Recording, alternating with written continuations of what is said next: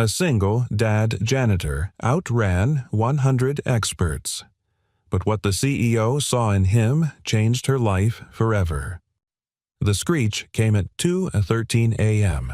Sharp, metallic, wrong. Tom Walker dropped his mop and froze. The sound had sliced through the humming silence of the night shift like a cry for help.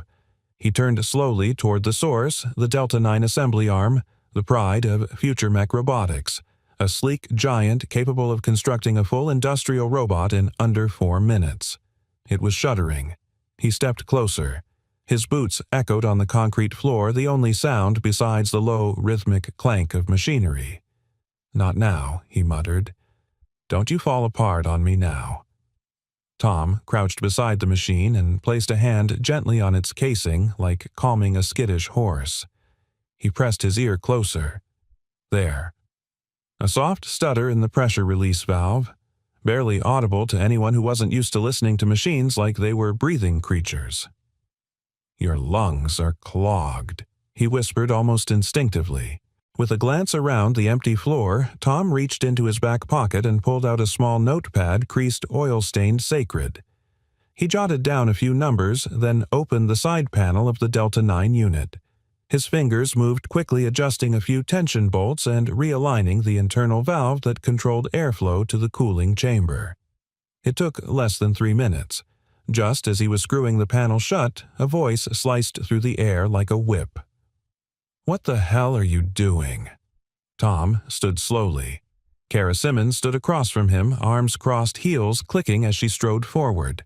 Her badge caught the overhead light lead systems engineer. "I heard something," Tom said calmly.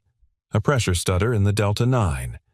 "It was about to your job is to hear mop buckets," she snapped. "Not machines that cost more than your house." Tom didn't flinch. "Ma'am, I've worked with pneumatic systems all my life. This valve was off by don't ma'am me," she interrupted, jaw clenched. "You touch anything in this line again, I'll have your badge revoked." "Understood." Tom held her gaze, not defiant, just steady. "Understood." Kara turned and stormed off, muttering something about janitors and boundaries. Behind her, Delta 9 stood silent. Smooth, stable. Tom didn't smile. He just tucked the notepad back into his pocket and walked away, mop in hand. At 7:00 a.m., the explosion wasn't dramatic, but it was expensive. A hydraulic burst on the Delta 9 line sent a cloud of synthetic coolant 30 feet into the air, coating the surrounding workstations. The machine shut itself down in a flurry of warning lights. Production halted. By 7:20, Tom was sitting in the locker room sipping lukewarm coffee from a plastic thermos. He could hear the yelling through the walls. "How the hell did this happen? That line just passed inspection. I told you it was running hot all week." Tom closed his eyes. He knew what was coming next. The door slammed open. It wasn't Kara, it was Marcus Doyle, the newly appointed CEO. Younger than most, expected suited like a Wall Street shark, but with the stare of a man raised on Detroit steel. "You," Marcus said, pointing at Tom. Tom stood slowly. "Yes, sir. You touched the Delta 9 last night, yes, sir. You documented the issue. Yes. In my notebook. You're not on the maintenance team. You don't have clearance." "No, sir." Marcus walked up close. "Then why the hell did you touch a $20 million unit because it was about to fail?" There was silence, a sharp one, heavy with judgment. Marcus blinked once. "You a technician?" "Used to be. In the Army, Mechanical Systems Division." More silence. Then Kara appeared behind Marcus' voice laced with venom. "Sir, with all due respect, we can't have janitors tampering with production lines. If something had gone wrong, it did go wrong," Marcus snapped, "and your team missed it." She shut her mouth. Tom stepped forward, slowly pulled the notepad from his pocket and handed it to Marcus. Logged everything. Time-stamped. Pressure readings. I knew the valve would give out if it wasn't recalibrated. Marcus flipped through the pages. His expression didn't change, but something shifted in his posture. He wasn't looking at a janitor anymore. "Go home, Mr. Walker. You're off the clock," he said. Tom gave a small nod. "Understood." As Tom left, Kara turned to Marcus, seething. "You can't possibly think he predicted it. You didn't." "She got the job because she's loud in meetings," Tom murmured under his breath as he walked down the hall alone. "I used to think you needed a title to matter. Turns out all you need is to see the problem before it explodes." That night, Tom sat on the edge of his daughter's bed. Emily, 12, curly-haired, wearing oversized glasses and building a Lego robot on her nightstand. "You look tired," she said. "Long day." "Did the robot break again?" "Yep." "Did you fix it?" "Nope." She looked up. "Why not? Because they don't trust janitors?" She paused. "But you're not just a janitor." Tom smiled gently. "To them, I am." Emily got up, went to her desk, tore a page out of her sketchbook, and handed it to him. It was a drawing of a man in overalls standing next to a giant robot holding a wrench like a sword. She pointed at the man. "That's you." Tom looked at the drawing for a long time. "You think I'm some kind of hero?" "No," Emily said. "I think you're the kind of person who fixes things, even when nobody's watching." He didn't reply. He just tucked the drawing next to his notepad. And for the first time in a long time, he felt seen.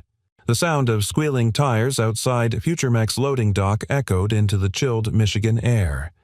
It was just past 9 a.m. when the white van rolled up marked with the logo of Mechatronics Global Solutions, the European consultancy group Kara had hired. Tom wasn't there to see it. He was home wiping engine grease off his hands after fixing the water heater again. The old house had its quirks, and Tom had learned long ago that fixing broken things, no matter the scale, was just part of life. He had the kind of hands that made things work even when people didn't. Inside the glass conference room, the mechatronics team stood, tall, sharp suits and clipped accents. Kara Simmons' arms folded introduced them with visible pride. "This is Peter Alvarez, Lead Systems Integrator. He'll be diagnosing the Delta 9 issue." Marcus sat at the head of the table, eyes unreadable. "You have 72 hours, he said. "After that, Tesla pulls the contract." Peter smiled confidently. 3 days. We'll need 2. Across the room, a junior engineer named Lyle shifted uncomfortably. His hands fidgeted with the corner of a report. He had been with the company for just over a year, quiet, methodical, often overlooked. After the meeting broke, Lyle caught up to Kara near the elevator. "Hey, about yesterday." She didn't slow her pace. "Yes, the janitor, Tom. He mentioned that the valve calibration was off before it failed." Kara turned crisp and cold. "And, well, he wasn't wrong. I checked the logs. Pressure variances started about 6 hours before the burst." Kara narrowed her eyes. "You're suggesting I should have listened to a janitor?" No, Lyle stammered, then added quietly. "Just that. Maybe he saw something we missed." She stared at him for a moment, then stepped closer. "Listen, Lyle. This company doesn't run on gut feelings and tool belt wisdom. It runs on protocols, certifications, data." Lyle looked down. "Let this be your first real lesson in corporate engineering," she said, voice low but sharp. "Never bet your career on a man who pushes a mop." And with that, she walked away. Meanwhile, Tom stood in line at the neighborhood grocery store, Emily beside him, holding a bag of dried pasta and a $2 notebook. She had been writing blueprints of her dream robot, a helper that could do chores and tell bedtime stories. "Dad," she said, "if the machine exploded because of something you saw, why didn't they listen?" Tom exhaled, hands in his pockets. "Because people don't hear what doesn't come from someone wearing a tie," he said. Emily frowned. "That's dumb." He smiled, but his eyes didn't. Back home, she curled up on the living room carpet, drawing again. Tom watched her for a moment, then walked into the garage. It still smelled faintly of motor oil and winter steel. Against the far wall, covered in a canvas sheet, was his Army service trunk. He hadn't opened it in years. Inside were journals, manuals, A framed photo of a younger, Tom clean-shaven confidant standing next to a vehicle he had re-engineered in Afghanistan to withstand IED shockwaves. His team had nicknamed him Ghost because of how silently and swiftly he solved mechanical problems no one else could see. But that felt like another life. He sat down on the bench, fingers brushing the edge of the trunk, and whispered, "Do ghosts get second chances?" Back at Future Mech, things were anything but silent. Peter's team had spent the day adjusting the Delta 9's firmware and recalibrating the torque thresholds. But during the test run, the machine stuttered again just for a second, but enough to trigger an error code. "Reset the loop," Peter muttered. "The logic table's off." In the control room, Kara watched the data scroll. The numbers looked familiar. She opened a side file, the machine's historical log. Buried in a report from months ago, she found a note attached to an internal update. Valve, tolerance degrading, recommend manual override until part replacement. The name attached to the comment, Thomas Walker. Kara stiffened. When did he? At lunch, Lyle sat alone in the break room until an older floor supervisor, Janice, sat beside him. "You look like you swallowed a wrench," she said. I don't get it. Why bring in people from Europe when we've got folks here who actually know these machines?" Janice took a long sip from her thermos. "Honey, that's been the question since I started here in '89. She leaned in. "You know that janitor you're thinking about, Tom. When the old prototype failed 4 years ago, he was the one who told engineering to replace the thermal housing. They ignored him. Machine caught fire a week later." Lyle blinked, and they still didn't promote him. They called it luck. She stood to leave, then added over her shoulder, "Funny thing about luck, it keeps showing up for people who know what they're doing." That evening, as the factory lights dimmed, Marcus sat alone in his office, rereading Tom's notes. Pages of precise sketches, pressure diagrams, airflow metrics, and something else, a hand-drawn cross-section of the Delta 9 arm, with a red circle around a junction point no one had touched. Beside it, in Tom's neat block letters, "Failure begins here." Misdiagnose this, and it all falls apart. Marcus picked up his phone and dialed. "Security, get me a contact number for Thomas Walker. Tell him the CEO wants a word." Across town, Tom stepped out onto the porch, the night cool against his skin. He looked up at the stars. Emily joined him, hugging her sketchbook. "Dad?" She asked, "What's it like to know something and have everyone ignore you?" He smiled sadly. "It's like being the only one who hears the train coming and watching everyone build a picnic on the tracks." Emily looked up at him. "Then don't stop yelling," she said, "even if they cover their ears." Tom looked at his daughter, then at the phone buzzing in his pocket, then back at the stars. For the first time in a long while, something stirred in him. Maybe ghosts did get second chances, but only if they were willing to haunt a little louder. The next morning, a fresh layer of frost clung to the windows of Future Mech's headquarters. Inside the boardroom, tension hung heavier than the winter air. Marcus Doyle stood at the whiteboard, marker in hand. "We're down 42% in output. Tesla's threatening to reroute the contract to Singapore.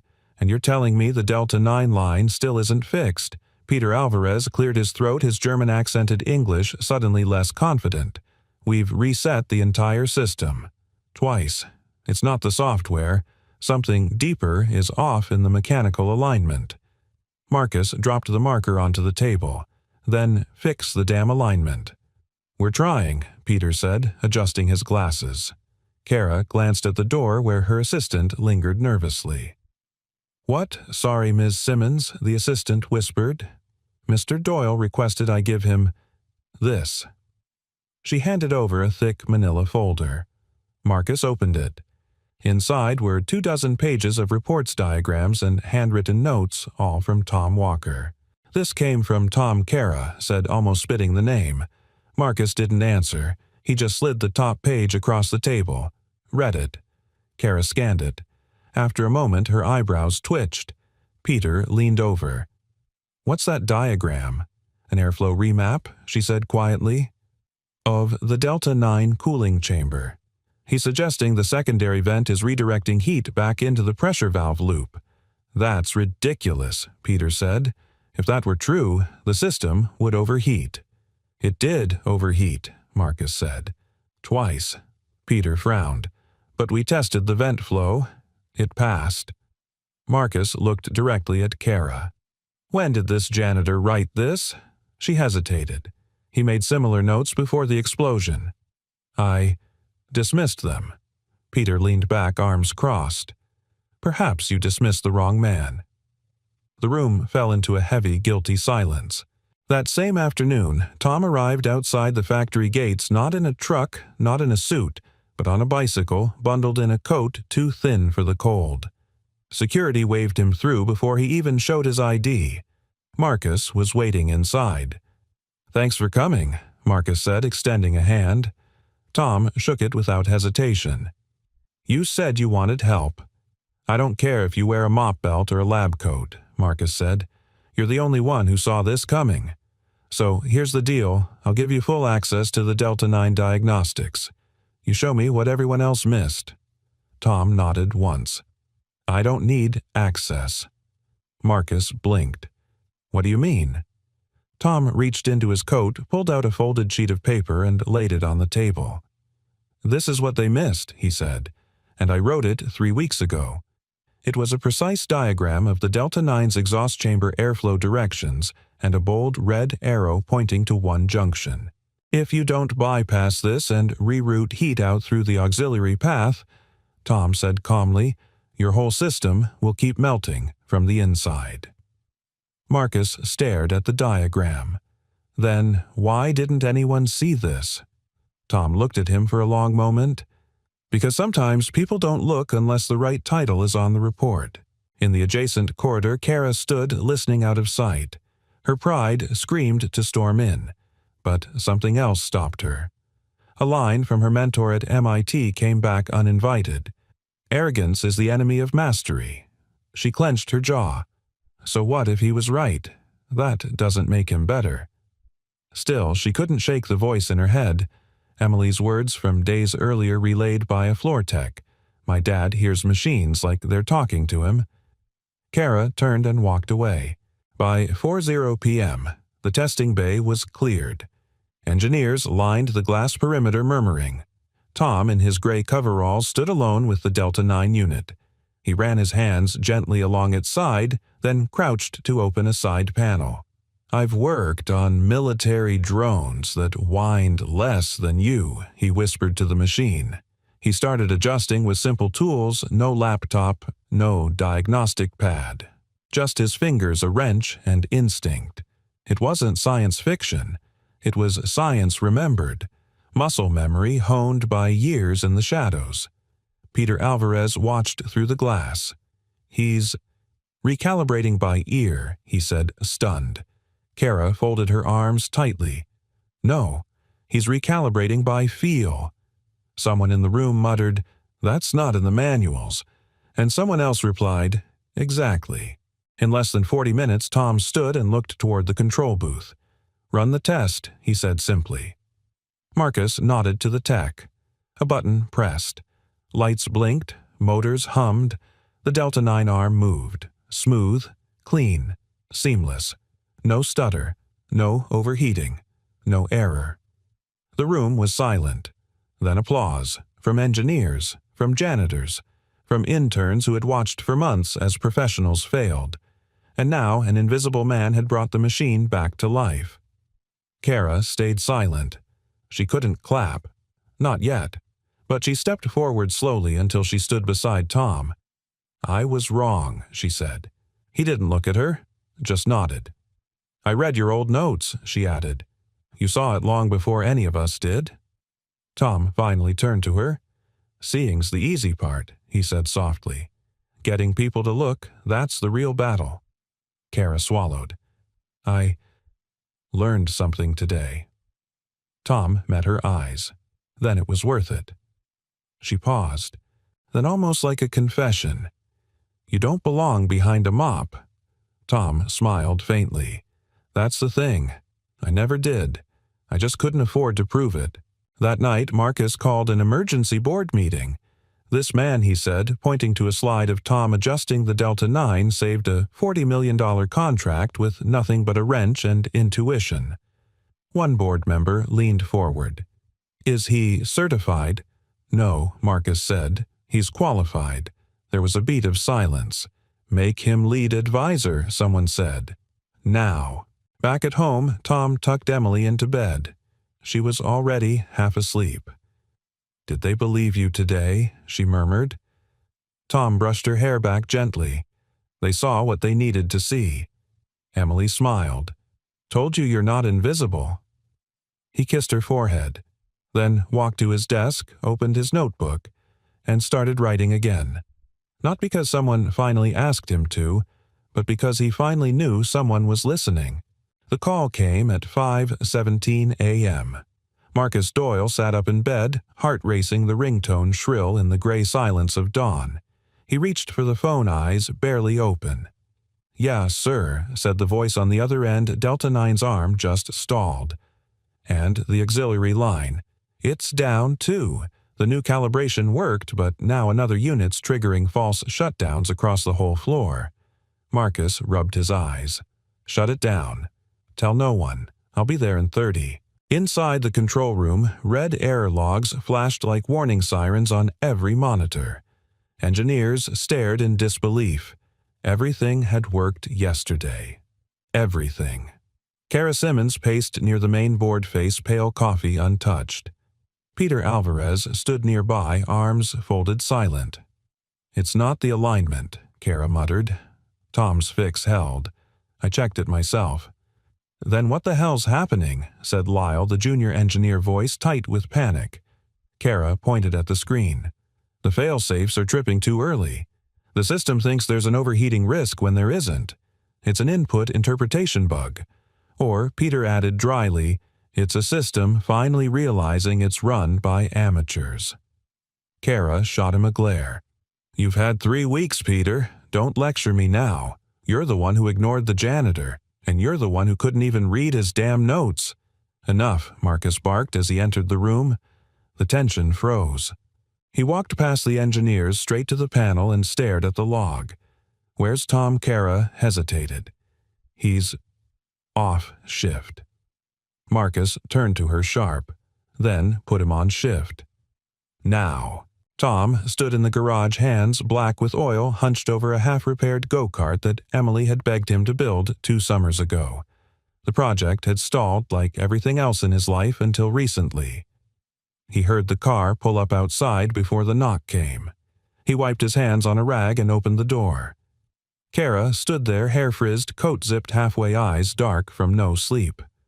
We need you. Tom looked past her to the car. Let me guess. Delta's down again. Worse. The entire floor is glitching. Tom nodded slowly. You sure you want advice from someone who pushes a mop? Kara didn't flinch. You're the only person I've met who listens to machines like they're trying to tell the truth. He held her gaze for a long beat. Then quietly, let me grab my coat. Back at the plant, chaos simmered just under the surface. Production had halted. Phones rang off the hook. Orders delayed. Stockholders calling. Tom entered with quiet purpose. No fanfare. Just a battered thermos in one hand and his notebook in the other. He stepped up to the screen. Red everywhere. He asked just one question. Did you swap out the temp sensor relay? Everyone looked confused. Peter frowned. The what? Tom flipped to a page in his notebook. The relay unit that translates thermal feedback to the central processor. It's been known to corrupt data if paired with 3rd-gen firmware. This plant uses 2nd-gen hardware. Peter blinked. That's not in the official tech bulletin. Tom looked at him calm. Because no one tests these things in the field anymore. They just simulate them and call it done. Peter opened his mouth, then closed it. Marcus leaned forward. Can you fix it? Tom nodded. I need 20 minutes and a clean floor. You'll have 30, Marcus said, and the floor is yours. As Tom worked, the engineers gathered behind the glass once again, just like the day before. But today, something had changed. They weren't watching to scoff. They were watching to learn. He moved with quiet confidence, fingers tracing the lines of circuitry like reading Braille. He unscrewed a panel, removed the relay chip, and replaced it with one from a nearby shelf, one labeled obsolete. Ironic, he murmured how the obsolete part is the only one that works. Kara, standing behind him now, heard every word. She said softly, "That makes two of you." Tom smiled without turning around. "I've been called worse." The machines rebooted. Lights flickered once, then stabilized. Tom pressed the start command. This time the entire line powered on, not just Delta 9, but every arm, every conveyor, every auxiliary robot. Like a symphony that had finally found its conductor. Flawless. Marcus exhaled. So did Kara. Even Peter clapped once, begrudging but genuine. Tom stepped back and looked at the team. "You weren't failing because your machines were broken," he said quietly. "You were failing because you stopped listening to them. Machines aren't just code, they're behavior, they're memory." He looked at Kara. "And sometimes they remember how they were built better than we do." Lyle stepped forward, voice hesitant. "Mr. Walker, would you ever teach us?" Tom paused. Then, "Only if you promise not to call me Mr. Walker." "I'm Tom." That evening, in a quiet corner of the plant cafeteria, Marcus sat with Kara, both nursing lukewarm coffee. "He's the real deal," Marcus said. Kara nodded slowly. "I underestimated him. I was too busy proving I belonged to realize I stopped learning." Marcus leaned forward. "You're sharp, ambitious, but you forgot the one thing that makes a good engineer great." "What's that?" "Humility." Kara stared into her cup. "You think he'll take the promotion?" "He doesn't want a title," Marcus said. "He wants to be useful." Kara smiled faintly. "Maybe that's what we should all want." At home, Tom sat in the living room, Emily curled up next to him watching cartoons. The fire crackled gently in the hearth. "Dad," she said, "do you think people can change?" Tom looked down at her. "I think people don't change," he said. "I think they wake up." Emily looked up. "You woke up?" Tom wrapped an arm around her shoulders. "No." He whispered. "The world did." And in that moment, beneath the softness of her hair and the warmth of the fire, Tom realized this wasn't just a redemption arc. It was the beginning of something bigger, something louder, something that would no longer go unseen. The next morning, the halcyon room buzzed with voices Tom Walker wasn't supposed to hear. It was a space reserved for innovation teams' executive briefings and corporate war rooms with chrome coffee makers and brushed steel chairs. Everyone who entered wore lanyards that shimmered under LED lights. Everyone except Tom. He stood outside, mop in hand, watching through the glass as 30 executives filed in. "Private session," said a young intern as she passed, not unkindly, just repeating the rule like a recording. "Badge access only." Tom gave a nod and stepped aside. He wasn't offended. He was used to it. But he couldn't help notice the irony. 3 days ago, they wouldn't restart a machine without him. Now they wouldn't open a door. Inside, Marcus stood at the head of the long table, a blueprint of the new modular robotics line stretched before him. "This redesign isn't just about damage control," he said. "It's our future. We deliver this and we beat Shanghai, Berlin, and Austin to market." A woman from corporate strategy raised her hand. "Who's leading technical design?" Marcus paused. "Kara will oversee engineering, but I want input from the floor." "Floor?" Peter echoed, frowning. Marcus turned toward Kara, who sat quietly. "I want Tom in the room," Marcus added. "On every draft, every prototype. We move forward with the guy who saved our skin." Peter shifted uncomfortably. "No offense, but he doesn't even have a degree." Kara didn't lift her eyes. "And yet he's the only one who solved what none of us could." Another exec chimed in. "How's that going to look to the board?" Marcus leaned in. "It's going to look like we finally stopped choosing titles over talent." Later that day, Tom walked into the break room to find Lyle nervously tinkering with a demo unit. "Trying to get the sensors to sync again?" Tom asked, taking a sip of weak coffee. Lyle glanced up. "Yeah, I'm using a library file, but it keeps looping." Tom stepped closer, watched for a few seconds, then gently reached over and disabled the internal delay function. The screen blinked once, then settled. Lyle's mouth dropped. "That's it. That fixed it." Tom nodded. "Sometimes machines get scared of their own thoughts. You just got to tell them when to breathe." Lyle chuckled. "Man, you're like a robot whisperer." Tom smiled. "No, just someone who's been ignored by enough systems to know how they think." That afternoon, Kara approached him in the diagnostics bay. "I need you in the halcyon room," she said quietly. Tom wiped his hands, still halfway through adjusting a Torquio plate. "Pretty sure that room doesn't allow janitor boots." Kara met his gaze. "I pushed for this, and Marcus backed it. You belong at the table, Tom." He looked at her for a long moment. "What changed?" She hesitated, then said, "I did." The room went silent when Tom entered. No badge, no suit, just a flannel shirt, rolled sleeves, and a notebook so worn its spine had peeled back. He took a seat at the far end. For the first few minutes he didn't say a word. He just listened. Schematic after schematic, each more ambitious than the last. Kara's team presented the new ARM prototype, a streamlined modular design with AI-assisted precision. It looked beautiful. But Tom saw the fault before they even got to slide 7. "The weight distribution's off," he said calmly. Everyone turned. Tom stood and walked to the board. "The wrist actuator you're proposing." He pointed. "You've doubled its load capacity but kept the same housing geometry. That stress will warp within 6 months." A pause. Kara narrowed her eyes, then tapped on her tablet. He was right. Tom continued. "And this logic flow here?" He gestured again. "It's too clean. Real life isn't that predictable.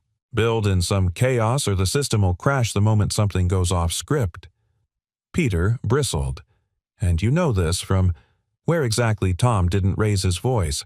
Just said war zones, where you build systems that can't afford to fail, or get someone killed. The room quieted.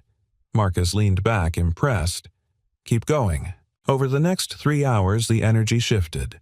Slowly, almost imperceptibly, the engineers started to lean in. Take notes, ask Tom questions. Not out of courtesy, out of need.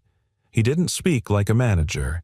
He spoke like someone who'd lived the consequences of bad assumptions. And that made all the difference. At one point, Kara caught herself smiling as Tom and Lyle argued over sensor drift tolerances. Tom scrawling numbers on a whiteboard, Lyle firing back with logic. They looked like old colleagues, like they belonged. And maybe for the first time they did. As the meeting wrapped, Marcus stood and said, "I want a working prototype by next week. Tom, you'll be lead consultant. Your word carries weight." Tom blinked. "I appreciate that, but I'm not used to anyone listening." Marcus looked him in the eye. "Then get used to it." Outside the room, as Tom packed up his notebook, Kara approached. "You held your own in there." Tom gave a dry chuckle. "You say that like I was a stranger." "You were," she said gently, "but not anymore." Then she added almost shyly, "I've got a meeting with the board next week. They want a face for the project, and you want it to be mine, I want it to be ours." Tom considered that. And for once the silence didn't feel like exclusion. It felt like possibility. That night, Tom and Emily sat on the front porch, hot cocoa in their hands. She looked up from her sketchpad. "Did they let you in today?" Tom smiled. "Yeah, they did." "Did you say something cool?" I said. "Machines need a little chaos." Emily beamed. "That's so you." He laughed. Then she held up a drawing, 2 figures standing inside a giant robot arm, blueprint style. One had curly hair, the other had tired eyes and a smile. "That's us," she said. "We build better together." Tom looked at it for a long time, then whispered, "Yeah, kiddo, we do."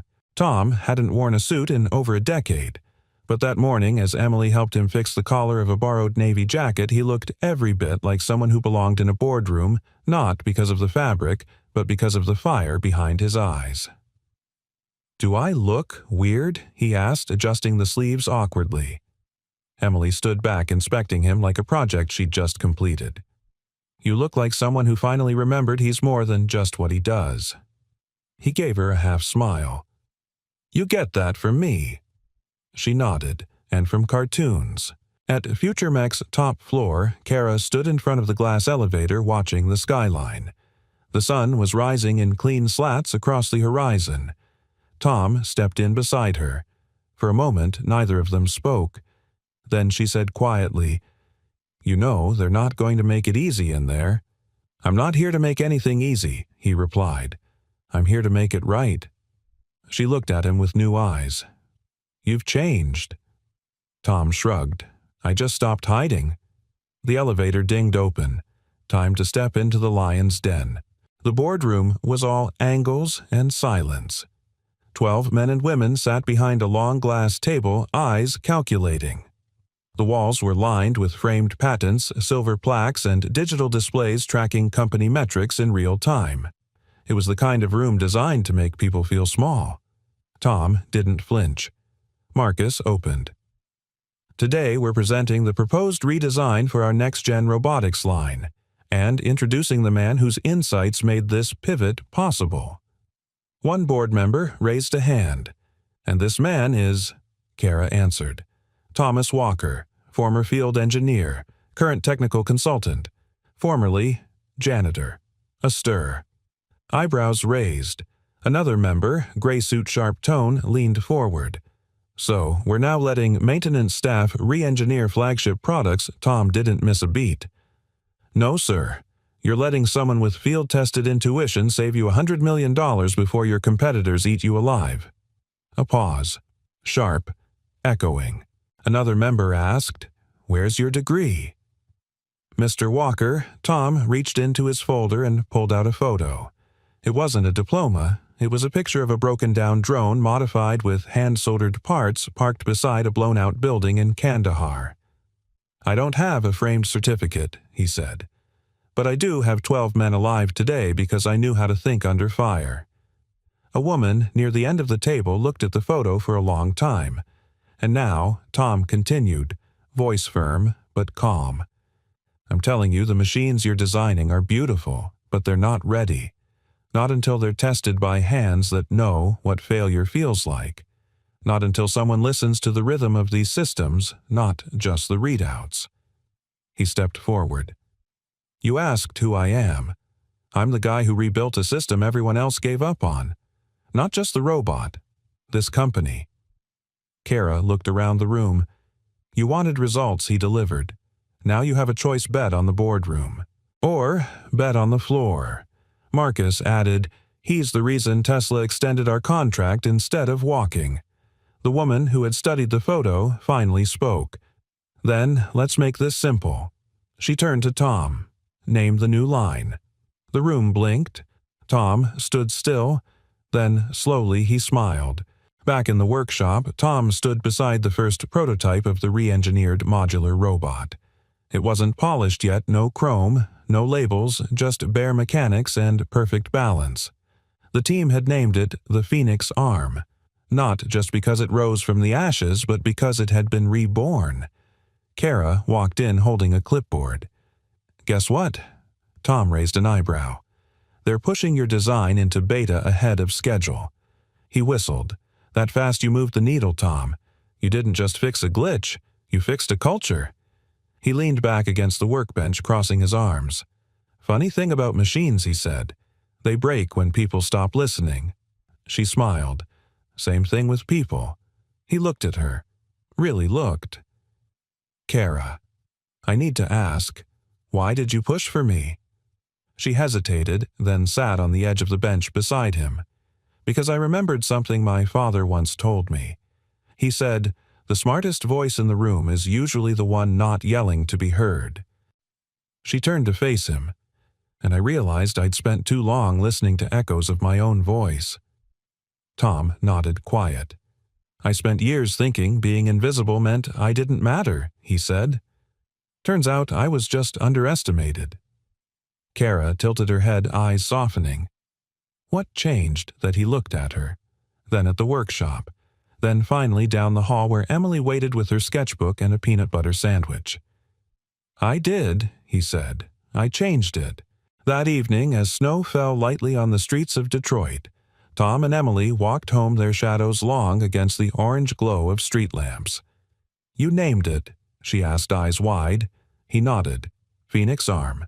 Because it rises, because it remembers what it was before and comes back stronger." Emily smiled, then looked up at him. "Can I name something someday?" He squeezed her hand. "You already have. You named me." She tilted her head. "What do you mean you believed in me before anyone else did? That gave me a name no one ever gave me before." "What's that?" He looked at her with quiet pride. "Dad, the one who didn't give up." And in that moment, Tom Walker realized something simple, something profound. He had never needed a badge, a degree, or a title to prove his worth. He just needed someone to see him, and someone to remind him that sometimes rising again is the most human thing of all. It was never about the applause. Tom Walker sat alone in the corner of the Future Mech test facility, the hum of machinery echoing like distant thunder. The Phoenix Arm moved with precision, now almost too perfect, like it no longer needed the man who had rebuilt it from nothing. He watched it swing through a calibration cycle, light glinting off its joints like something alive. But in his chest, an unexpected emptiness stirred. He had built machines, but he was still rebuilding himself. "Hey," Kara's voice cut through the hum. Tom turned to see her standing at the door, holding 2 steaming cups of coffee. No clipboard, no badge, just her. "You okay?" she asked, handing him a cup. "I should be," Tom said, taking it. "Project's ahead of schedule. Tesla's locked in, and Marcus wants to name the next division after the Phoenix series." Kara sat beside him on the step, but he hesitated. "I still feel like the guy sweeping up after the parade." She looked at him long and hard. "You're not the janitor anymore, Tom." "Then why do I still feel like one beat of silence?" Then Kara said softly, "Maybe because no one ever told you what you're worth. So you started telling yourself the same lie." Tom stared at the floor. Her words hung in the air. Then he whispered, "When I was in Afghanistan, we used to build communications relays from scraps, tin, wire-broken drone parts. It wasn't pretty, but it worked. Every night we'd send signals into the dark hoping someone heard us." Kara waited. He went on, voice low. "Sometimes, I think. I've been sending signals my whole life, just hoping someone would answer." She reached out, rested a hand on his. "Well," she said gently, "this is me answering." That afternoon, the company held a media walkthrough. Reporters, investors, a camera crew from Bloomberg. Tom stayed in the back as always, watching from the shadows. Kara stood at the front, polished and professional. And this she announced, gesturing to the Phoenix Arm, is the product of collective brilliance. But if there's one person who saw what others missed, it's him. She turned to Tom. "Mr. Thomas Walker, our lead technical consultant." All heads turned. Tom blinked. Someone started clapping. Then more, then all. He walked slowly to the front, unsure, until Kara whispered, "Say something. Anything." Tom stepped to the mic, and for the first time in his life, the world listened. "I've always believed machines are like people," he began. "They hide their flaws. They jam under pressure, and sometimes they just need someone to believe they can work again." He looked across the room. "I wasn't supposed to be here. I didn't go to Stanford. I didn't wear a suit. I just listened to what others ignored." to what I almost ignored in myself. He paused. And if there's anything I've learned, it's this. Sometimes the invisible man sees the clearest. The room stood still, then applause like thunder cracking wide open. That evening, as the crowds cleared, Marcus found Tom in the hallway. "You've got a new title," Marcus said. "Officially, senior field engineer. Comes with a raise and a bigger office." Tom smiled. "I kinda like the supply closet." Marcus chuckled. "You'll grow out of that."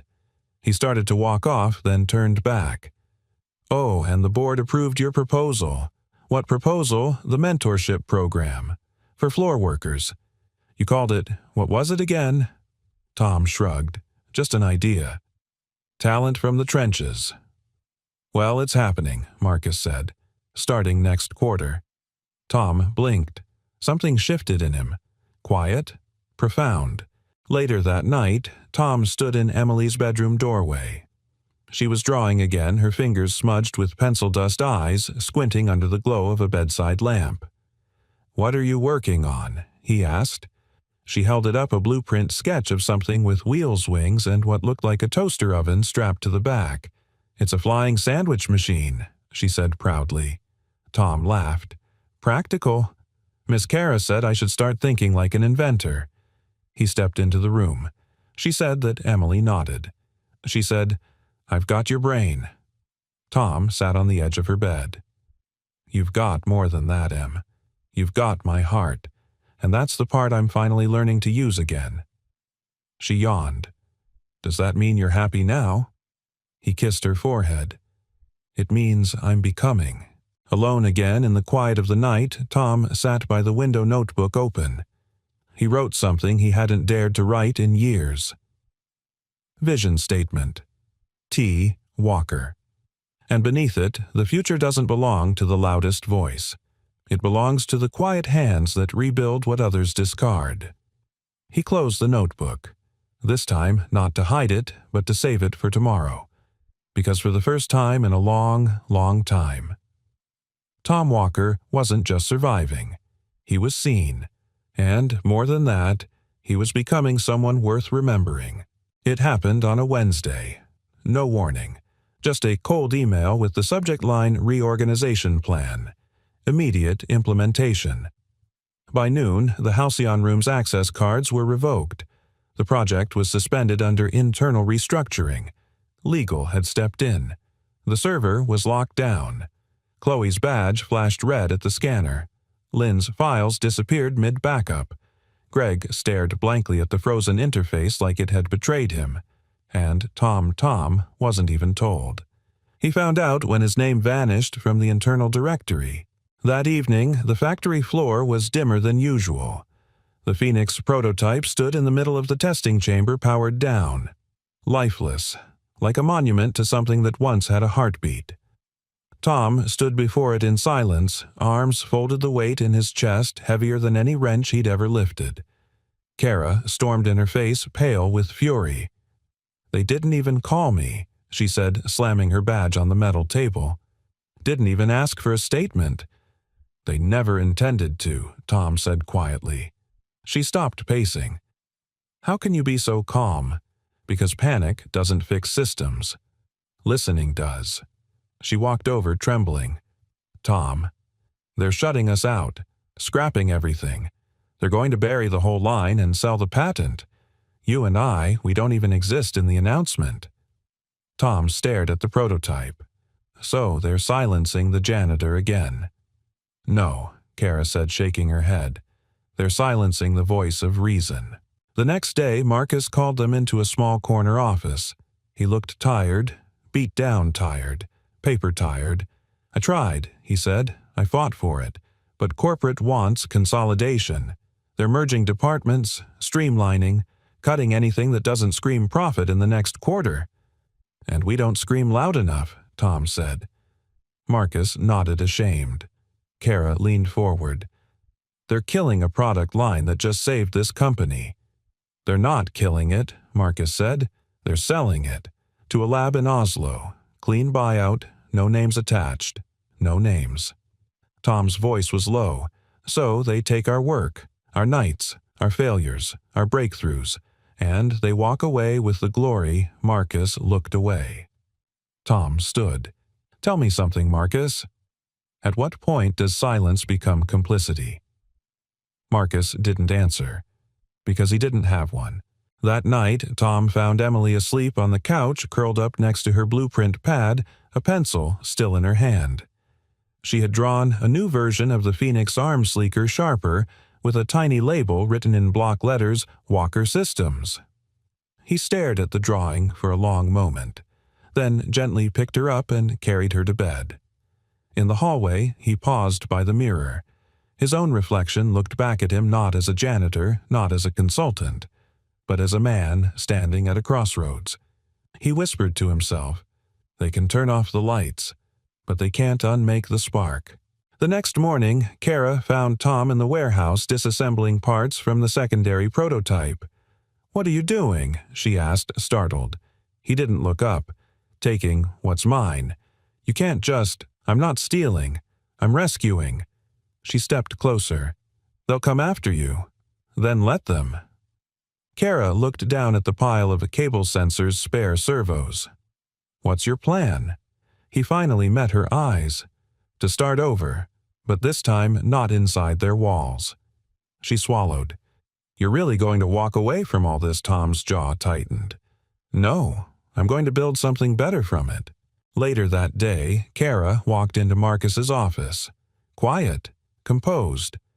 "I'm leaving too," she said. He blinked. "Kara, don't. I already did," she replied. "You're not the only one who's tired of defending what's right after it's already gone." She placed a file folder on his desk. Inside, her resignation, and a business card with a simple name etched on it, Phoenix Foundry. R&D, Walker, Simmons. Marcus stared at it, stunned. "You're serious?" Kara gave him a half-smile. "We're not just serious, Marcus. We're awake." That weekend, in a rented garage on the east side of the city, the rebirth began. They painted the walls, white-scrubbed the concrete until it no longer smelled like oil and regret. Emily taped up her drawings. Lyle, the intern who once doubted everything, showed up unannounced with a backpack full of code and a notebook of dreams. And Tom picked up a wrench, turned it in his hand, and said, "This time we build for people. Not for shareholders, not for press, just for function and purpose." Kara looked around the space. "Do you think anyone will believe in us?" Tom smiled. "They don't need to, because we do." Outside, the city kept moving, corporate towers blinking with indifference, traffic humming in steady lines.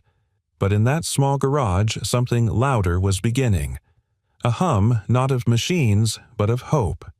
And in that fragile flickering space, a man who used to mop floors was now sketching the future, with oil on his hands and fire in his chest. The garage lights flickered again. Third time that week.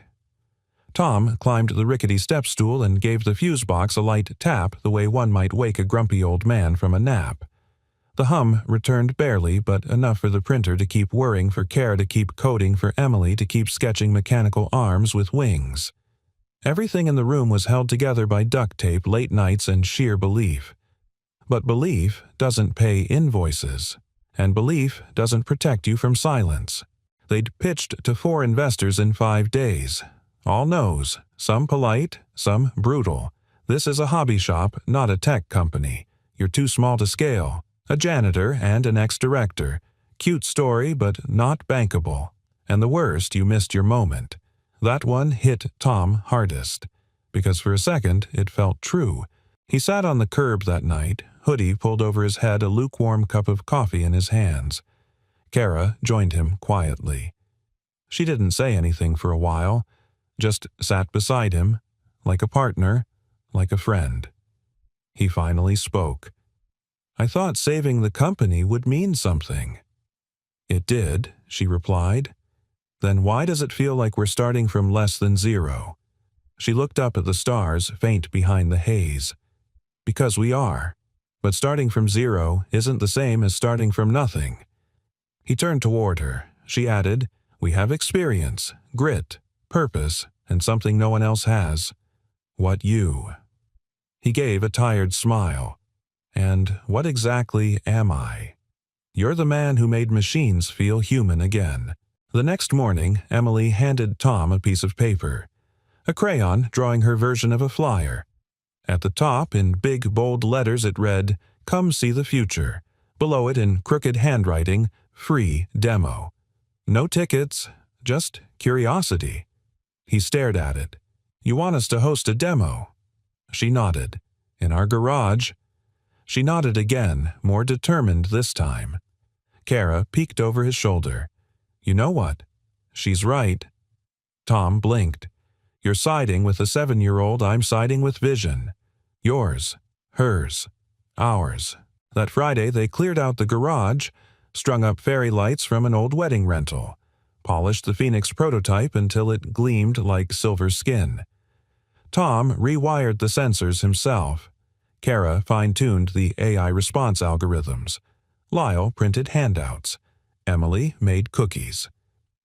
By 6 o'clock, a few neighbors came, then a retired engineer, then a high school robotics club, then 2 reporters from the local paper who had heard something weird was happening in a garage that smells like solder and cinnamon.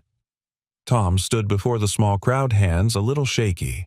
He looked at Emily, who gave him a double thumbs up. Then he spoke. "Most of you don't know me, and that's fine. I spent years being invisible." He paused. "But machines don't care about resumes. They care about logic, precision, and most of all, intention. That's what we build here." He turned to the prototype. "Phoenix activate demo sequence." The arm came to life, moved fluidly, grasped a pencil and drew a perfect circle, lifted a delicate wine glass without cracking it, folded a piece of paper into a crane. Then it paused and handed the crane to Emily. The crowd clapped.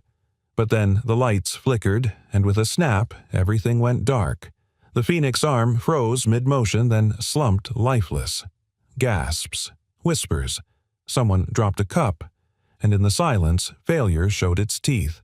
Tom stood frozen. Kara rushed to the breaker. Nothing. The entire grid had gone down. He heard someone mutter, "Guess that's the end of that." Another voice looked promising, though. Tom felt it coming, that old feeling. Shame, doubt, collapse. He stared at the darkened machine. He could almost hear the voices of the past. "You're just a janitor. You're not supposed to be here. You missed your moment." But then Emily stepped forward, climbed onto the little demo platform, and spoke. "Sorry about the lights. But this machine, it's more than wires."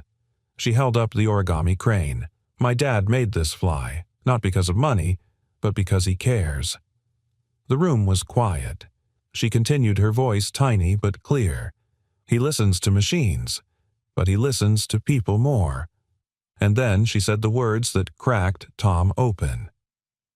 This wasn't a failure. It was a beginning. The power came back 5 minutes later. Too late for the demo, but not too late for the moment. Because what people remembered wasn't the blackout. It was her voice, his hands, their story. And later that night, Tom got an email. Subject line: lunch. It was from a quiet man named Ellis Cheng, a former MIT professor turned investor. The body said only this: "I was in the back row tonight. I didn't come to see machines. I came to see you. Let's talk." Tom sat back, breath caught somewhere between laughter and disbelief. He turned to Kara, handed her the phone. She read the message, then looked at him. "You ready?" Tom smiled. Now he said, "I was born ready. I just forgot for a while." And with that, the lights in the garage glowed a little warmer, because belief, it had just found proof. The restaurant was quiet upscale, the kind of place where napkins were folded like swans and water was poured as if it cost more than the meal. Tom sat at the corner table, jeans clean but faded button-down shirt borrowed from Marcus collar still a little stiff. He looked around, nervously adjusting his sleeves, suddenly more uncomfortable than he ever felt with a wrench in hand. He was here to meet Ellis Cheng, and Ellis was late. Kara leaned in from across the table. "Breathe, Walker. You look like you're waiting for a firing squad." He smirked. "That's because every time I sit at a fancy table, it's usually to clean under it." She grinned, but her eyes didn't leave the entrance. Then the maitre d' appeared, walking briskly toward them with a small man in a gray wool coat and thin glasses. His steps were quiet, but his presence felt oddly weighty, like gravity bent slightly when he moved. Ellis Chang. He sat down with no fanfare, no handshake, just a simple, "Sorry for the delay. I needed to finish something properly." Tom blinked. "That's actually something I say about my work." Ellis looked up. "Then we're going to get along just fine." They didn't talk about money at first. They talked about failure. Ellis asked questions Tom wasn't used to hearing. Not what broke, but how did it teach you something you didn't know about yourself? Tom paused. "I used to think fixing things meant making them like new, but now I know sometimes fixing means accepting the crack and working with it." Ellis nodded. "That's not just engineering. That's life." Then Kara chimed in. "We're not building for profit first. We're building tools for people who don't have a voice at the table. We want a functionality to be democratic." Ellis's eyebrows rose slightly. "And if that means taking longer?" he asked. Tom answered without hesitation. "Then it takes longer. Because when speed replaces care, people pay the price." Ellis studied him for a moment, then leaned back. "You weren't on anyone's list," he said. Tom looked confused. "What list?" "The one of names that usually get funding. Degrees, resumes, awards, accolades.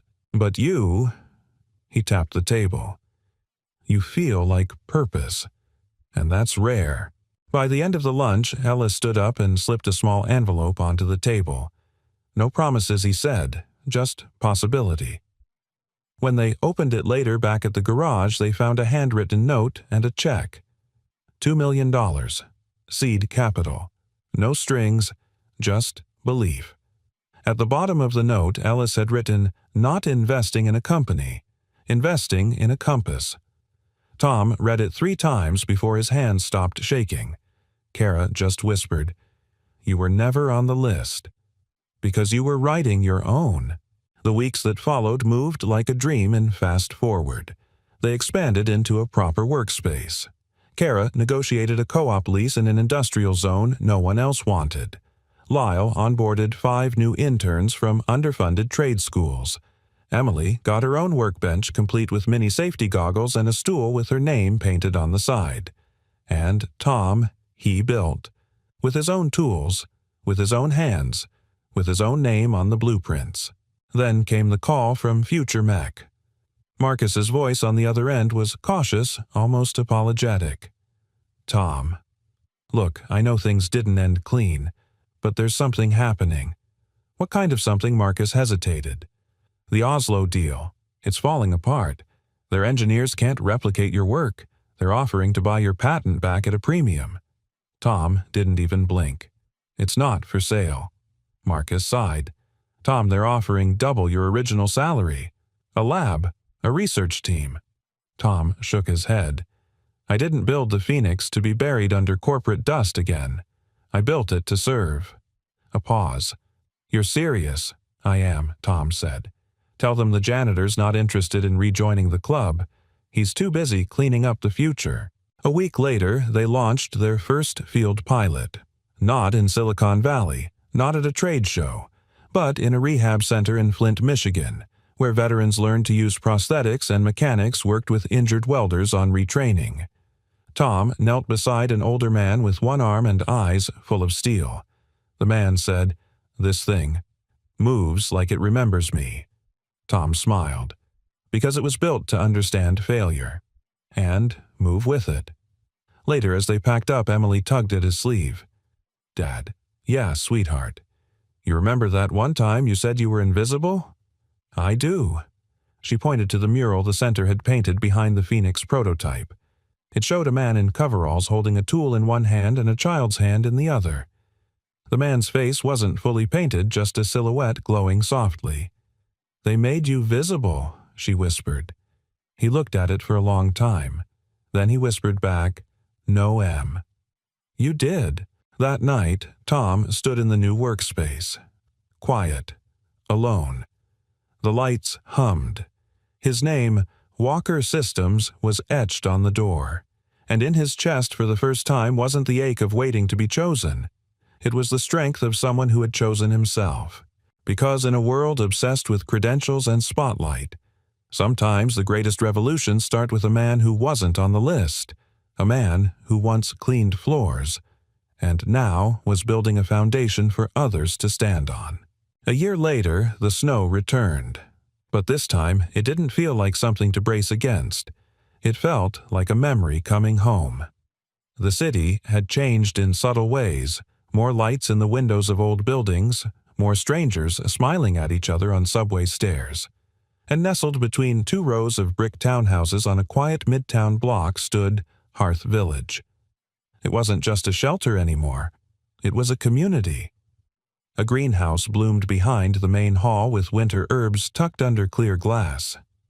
A reading nook beside the fireplace now held stories in 3 languages.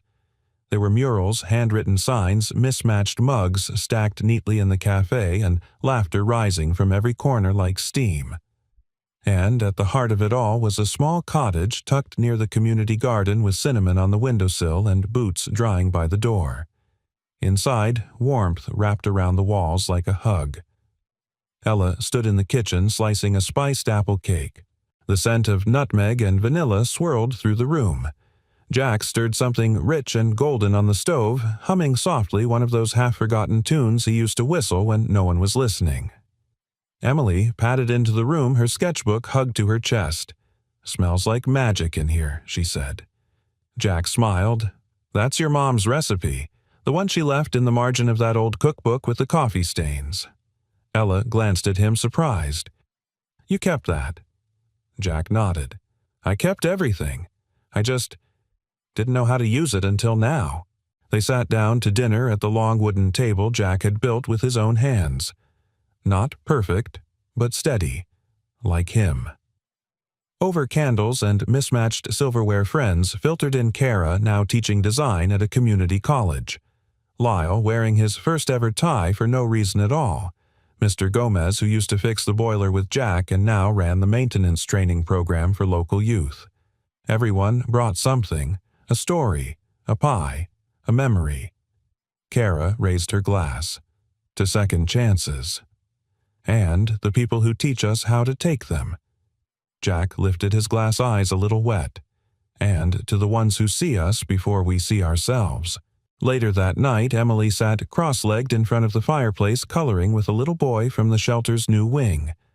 Jack stood in the doorway, coat in hand, watching the snow dust the garden paths. Ella came up behind him, slipping her arms around his waist. "Cold out there," she murmured. He smiled. "Yeah, but not in here." She looked up at him. "Did you ever think this would be your life?" Jack shook his head slowly. "Not even in my best daydreams." Ella rested her chin on his shoulder. "You built something, Jack. Not just machines. A life. A whole new blueprint." He turned to her. "Funny thing is, the foundation was always there. I just needed the right people to believe in the cracks." A knock at the door interrupted them. Jack opened it to find an elderly woman wrapped in a coat 2 sizes too big. Her hands trembled slightly as she clutched a note. "Is this Hearth Village?" she asked, voice shaking. Jack smiled. "It is. Come in." He took her coat. Ella brought her tea. Emily gave up her seat by the fire without a word. As the woman sat, her eyes welled up. "I haven't been warm in 3 days." Jack knelt beside her. "You are now. And as long as we're here, you always will be." Outside, the snow kept falling. But inside, something glowed brighter than any storm. That night, after everyone had gone, Jack stepped into his workshop, just a converted shed behind the cottage now. On the wall was a single photograph. A janitor's uniform hung beside a lab coat, underneath a plaque. "It's not about where you start. It's about who you build while you're building everything else." He traced the edges of the frame, then turned to his desk where Emily had left a new drawing. It wasn't of a machine this time. It was of their house, every window glowing, every face smiling, a garden blooming under the snow.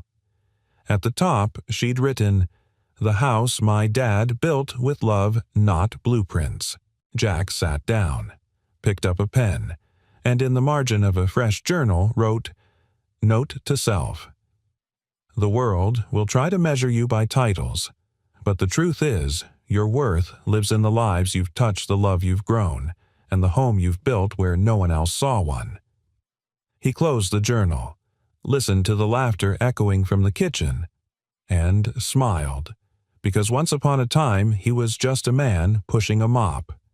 Now he was the architect of belonging, and somehow in a world that had once overlooked him entirely, he'd become the kind of man who turned silence into sanctuary. And every heart he touched was now part of the blueprint. Sometimes the world may not see your worth at first glance. Sometimes your name isn't on the list because you're meant to build a new one. This story isn't just about a janitor or a machine.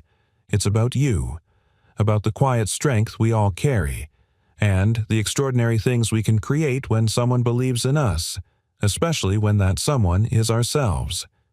If this story touched your heart, made you pause, or gave you hope, let us know in the comments. Where in the world are you watching from? We'd love to hear your thoughts, your reflections, or even your own stories of second chances and quiet resilience.